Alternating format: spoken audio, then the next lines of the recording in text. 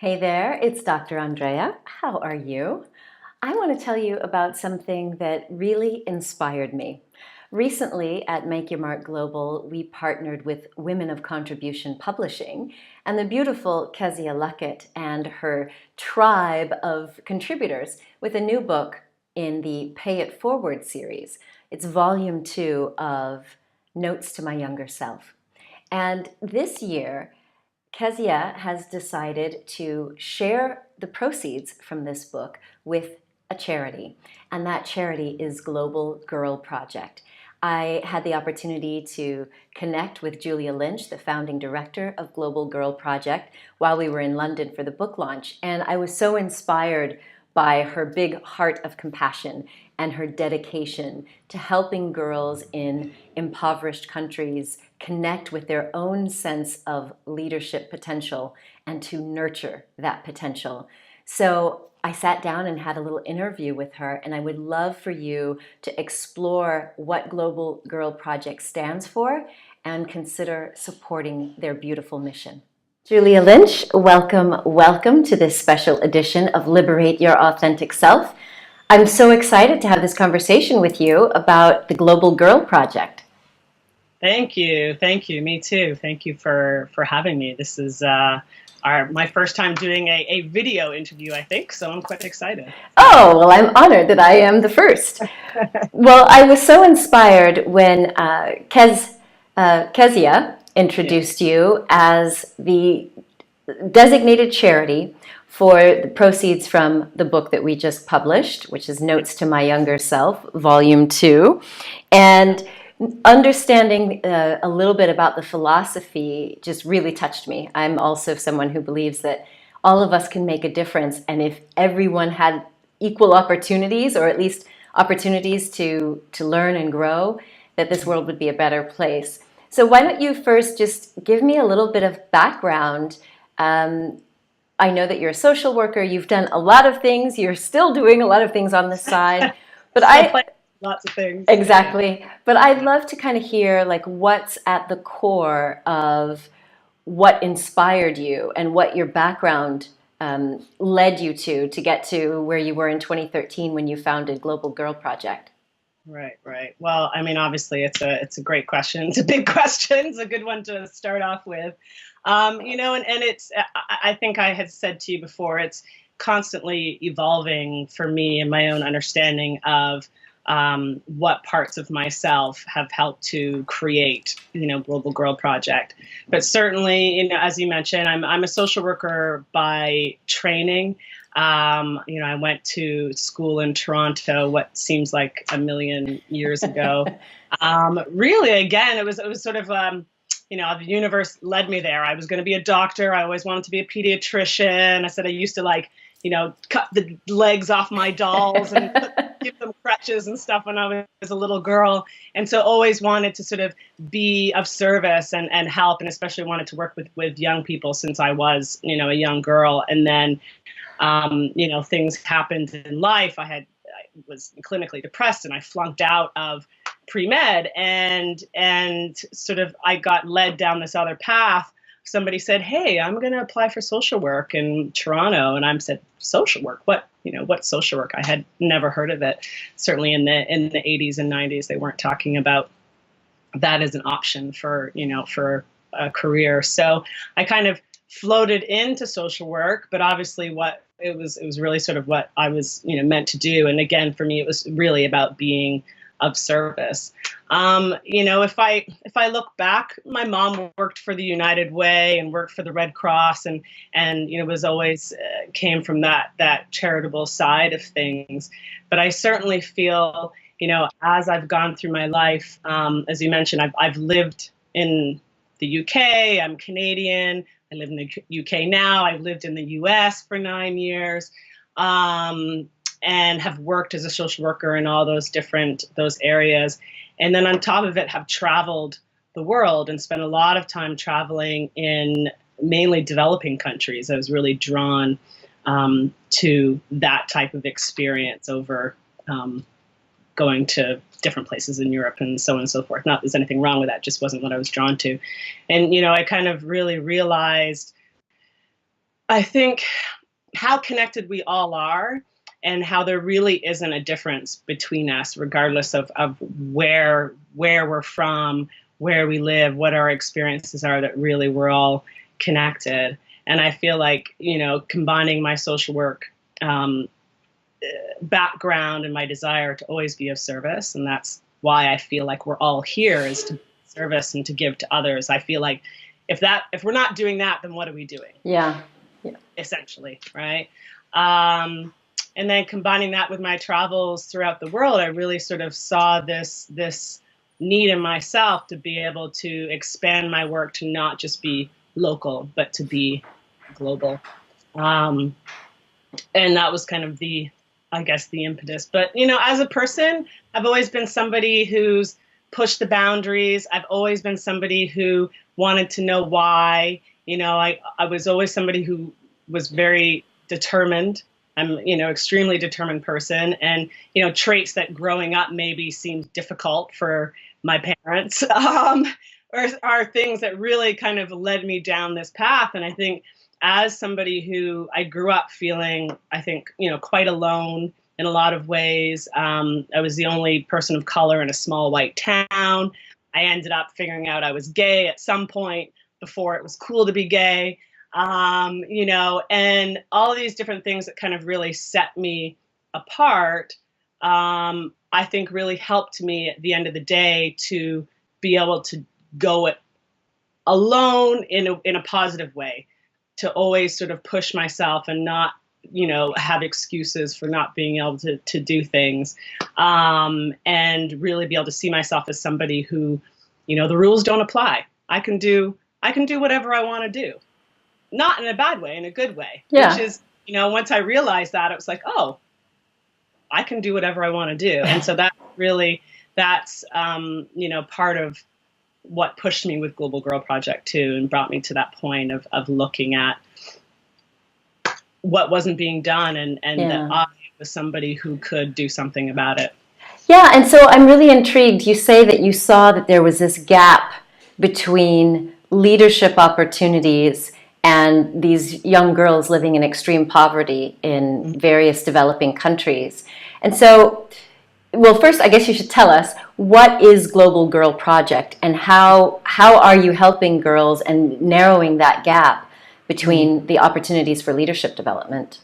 Right. Well, I mean, first of all, Global Girl Project, it started as one thing. It started as simply an exchange program specifically for girls from developing countries, and that was out of conversation that I had with a friend, looking at why was this opportunity available to certain groups of people, mainly people who live in the developed world and can afford it, and not available to other groups of people. We knew that having experiential learning, experiencing different cultures and languages could really help to change and shift and push somebody to grow. And so, that was kind of first what stood out to me. But what I realized as I looked into it is that leadership, and that's kind of a big word that's thrown all over the place, really, but looking at young women in the developing world, who are mainly young women of color, the term leadership, the term leaders, was not something that was used often to describe these young women, right? And so, what I ended up creating is a exchange program and leadership training specifically for girls from developing countries. So we partner with organizations that already work in these countries. So it's not about me going in as, as a Canadian, as somebody from the developed world, and saying, this is what needs to happen. Because what do I know, honestly, right? I know what I know about my life, but that's about it. So, I partner with organizations that are doing amazing work already. And I just say, is this something you'd be interested in adding to the opportunities specifically for your girls? And then, we select girls together that show leadership potential, that show the desire to be a part of their community, to help create change. And then we bring together girls from different parts of the world. So it's called Global Girl Project, for a 5-week leadership training and cultural exchange in Nepal, in Wow. Nepal. It was originally in the U.S. for 3 years, and then this past summer was the first summer that we did our exchange in Nepal. And while we're there together, the girls go to school part-time, so they are in a local Nepali school, taking regular classes, you know, teaching the Nepali students and Nepali students teaching them just about different cultural ideas, right? Mm-hmm. The students in Nepal have never seen girls from Sierra Leone. They've never even heard of Sierra Leone or Haiti or Pakistan. So that's really important, first of all, because I feel like if we understand that we're all the same, then we can't hurt each other, Hmm. right? Essentially, if we feel So connected. why Nepal? Well, Nepal, it was something that, again, it was part of how I deal with things. So we were having a lot of struggles in the U.S. bringing girls from developing countries to the U.S. And I'm not going to sit here and talk about politics, but certainly there are um, things going on that sort of, if you are from certain countries, like Haiti was sort of the country that pushed us, is a red flag country. So if you're from Haiti, you're probably not getting into the U.S., even on a Wow. tourist visa, right? Because there's a view, especially of young girls, that either they are being trafficked Ah, or they're trying to escape. They're going to stay in the U.S. yeah. No matter how much we show that they were coming for leadership training. I had the mayor of Los Angeles call the U.S. Embassy to support our program. They still couldn't see that these girls were wanting to learn about leadership. And so, I was kind of at the point where I knew I wanted to eventually move into the Middle East as well and have girls from the Middle East. And I knew there was no way I was going to get girls from, Afghanistan into the U.S. And so it was really through a conversation I had with somebody who works in international aid and has for years. And she said, have you thought about running the program in another developing country? And I was like, no, actually, I haven't thought of that. But what an amazing idea. And, we talked about a lot of different countries, but Nepal, for various reasons, is the absolute perfect place to run the program. It's a small country. It's still very, very developing, so it's quite a poor country, but there's a real sort of sense of connection and community. So, Mm. it took me like a week to set the program up because, this person is like, oh, yes, I know my brother, he runs a school. My cousin has a guest house. My friend has a trekking company, Wow. and it all sort of came together. And it's also the birthplace of like goddess Durga, the goddess festivals and, Hindu culture, which really has that celebration of gods and goddesses. And so it ended up being, an amazing place. And kind of once I was there, I realized it was also the place that I had sort of one of my very important spiritual, life-changing moments years Wow. ago when I had actually traveled to Nepal. Was the first place I traveled on my own and had this sort of quite big experience. So, Well, we'll have to uh, talk about that at another yeah, time. yeah. But I didn't even like, so the Gobbo Girl. I mean, the idea is obviously they go to school. We go around. We check out different parts of Nepal. We take them trekking because for me that's a really important thing, to do something that is just terrifying, that you have no idea what you've gotten yourself into. You don't think you can make it, and you push through and you succeed on the other side. And what that teaches you about yourself is so much more than what anybody could tell you, right? Wow. And then the core of our program is that they actually go through a full 15 class leadership curriculum that teaches them about community development, and helps them to identify an issue in their community that they feel is important, not myself. And then I just use my skills and as a community worker to put together a project with them that is attainable, sustainable, low cost, no cost, and will create impact in their communities. And Wow. they create their own logos, and they have their name for their project, and they go home with a full project plan. And then when they go home, then I work with my partners to support them in implementing their projects. So each of them go home and run their own community projects, thereby becoming leaders in their community, but also role models for other young women who I feel need to see different options for what it looks like to be a woman. Yeah. Wow. Right. Well, huge hats off to you for that. So, what have you seen now that you've been doing this since 2013? What has been sort of your follow up?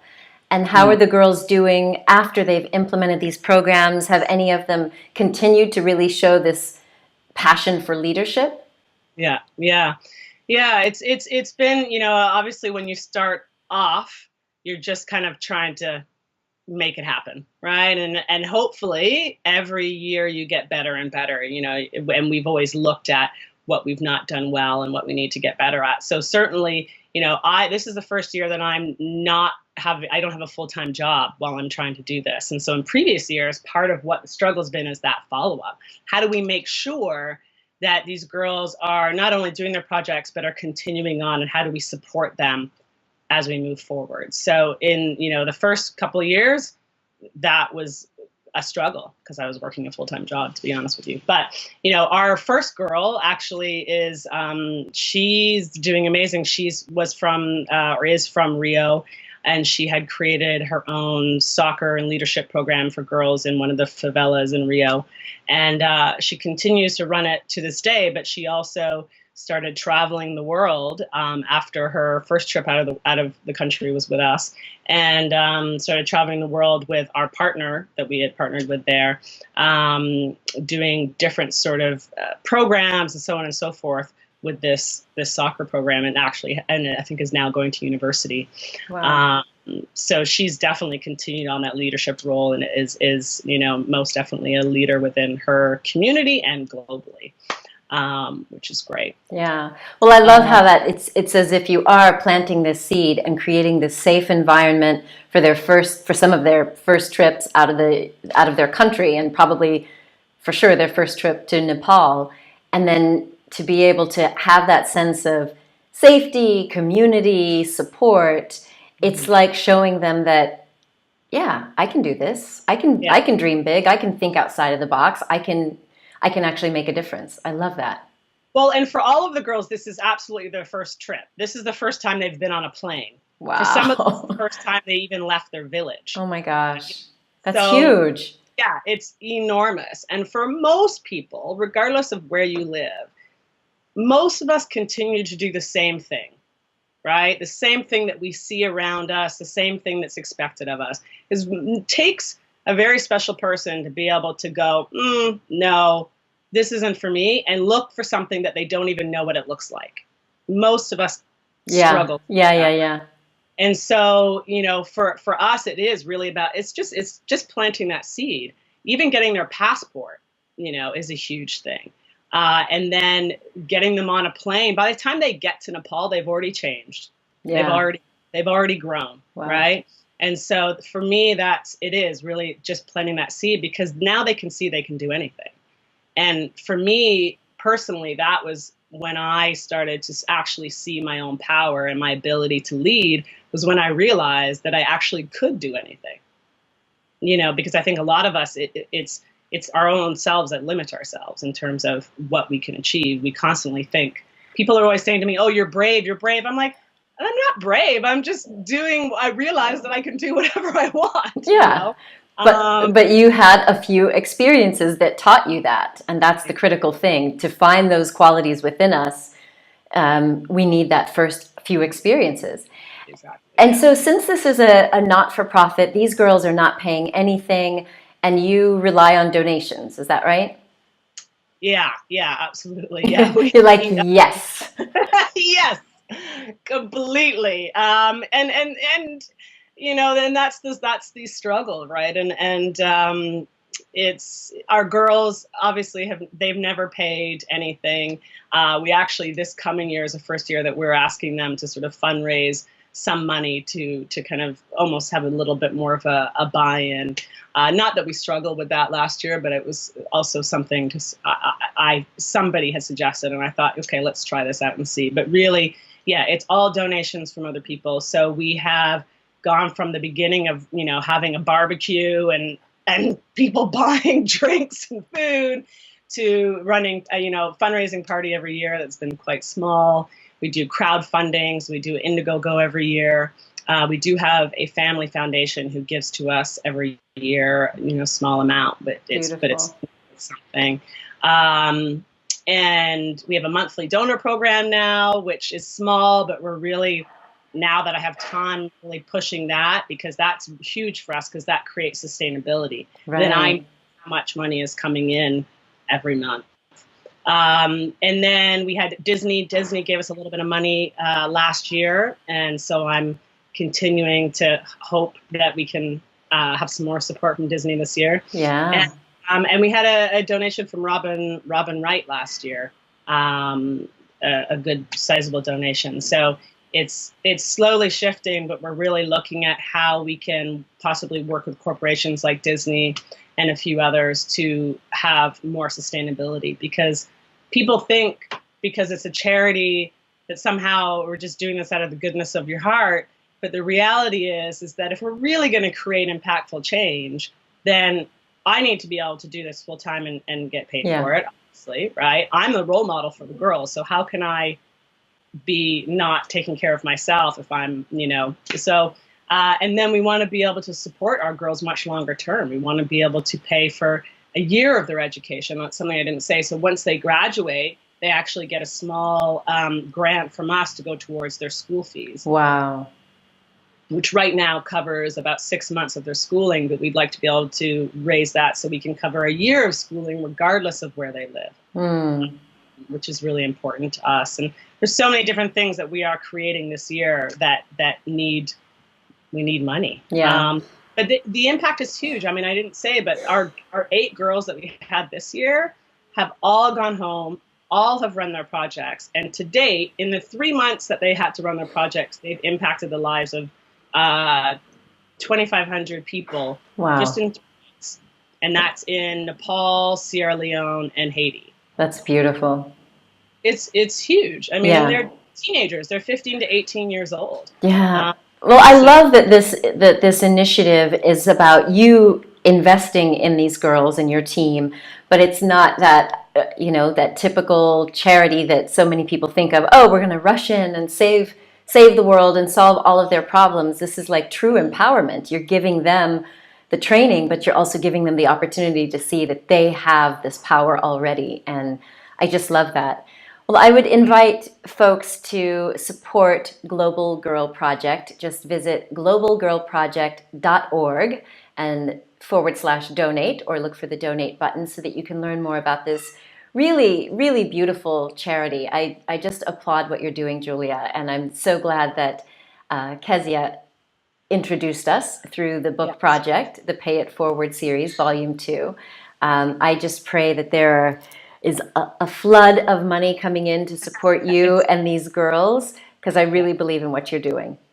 Thank you so much, Andrea. And it is important to say that book, they have selected as the recipient charity, as you mentioned. So we will be receiving some money from the proceeds of that book as well, which is huge. So if everybody, as you said, does just a little bit, exactly, then that is how we will change the world, and this is how we have long-term impact. It's not about what changes in the next 5 years; it's what happens generations from now around the world. And I know that this is how we do it. That it's not about, we don't know better. People know what they need, and they just need the tools and support to make it happen. So, thank you so much for having me. You're welcome.